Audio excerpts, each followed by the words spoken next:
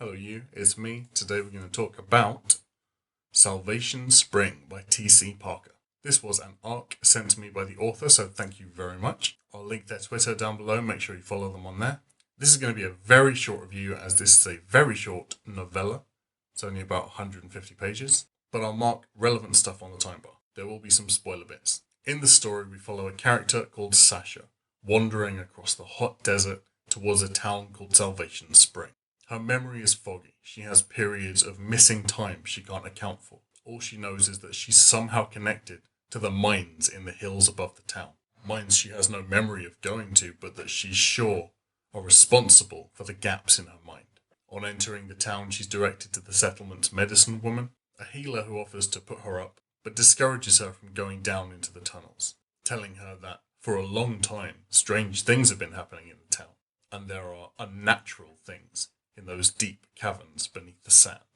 Sapphic cosmic horror western is not a genre you see a lot, but I think it's a blend we should see more. I loved this book, and I'll tell you why I loved it. From page one, the narrative voice is so strong. It's not often, and it comes as such a treat, when the narrative voice is so clear that you feel like you are being told a story by somebody. The style was really western, even down to similes and analogies used.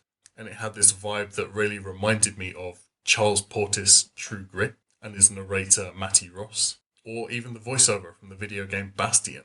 If you haven't played it, it's worth a go. It's the kind of storytelling that, coupled with the vivid, dry, quiet desert scenery, really makes you want to savor it. It makes you want to pause dramatically as you're reading. I would love for an audiobook of this to be narrated by Frances McDormand. I think her voice would be perfect. Going into this with the knowledge that it is cosmic horror, or even just a regular horror western, you might think that when those elements come into the story, they might feel out of place and wacky, like cowboys versus aliens. But they really don't, and it's because the narrator voice is so consistent. I love that this feels like a western, and that's a lot to do with the author being able to capture that dry, quiet feel of a town in the desert, that Night Vale sort of vibe.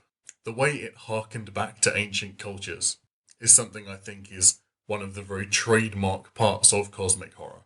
The idea that ancient belief systems had a grain of truth to them all along, that modern society is painted over and disregarded, and managing to do that in a way that doesn't come across as 2 a.m. on Discovery Channel, I think can be very hard.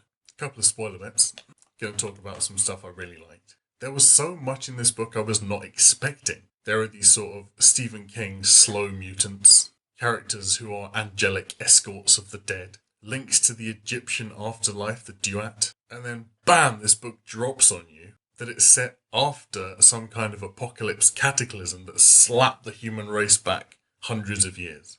Every time I turned a corner in this book, I was surprised. This is such a good beginning, a fantastic concept for the seed of a cosmic mythos. And the way it all tied together, I really loved.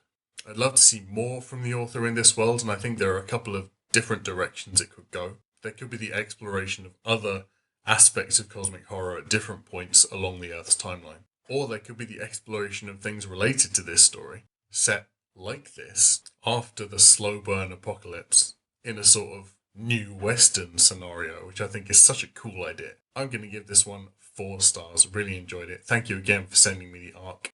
Thanks for tuning in for this review. Don't forget to follow the author on Twitter, and me on Twitter and Goodreads, which I'll link down below.